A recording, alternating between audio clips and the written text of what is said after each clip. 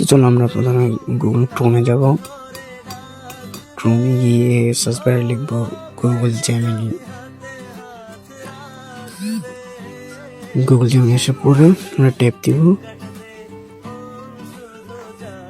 Tap দেওয়ার পরে plus icon আছে, প্লাস আইকনে চাপ দিয়ে আমাদের ছবিটা সিলেক্ট করে নিব। ছবি সিলেক্ট করার পরে প্রম্পটটা পেস্ট করে দেব। পেস্ট করে দিয়ে জেনারেট ট্যাপ দিলে আমার ছবিটা রেডি হয়ে যাবে।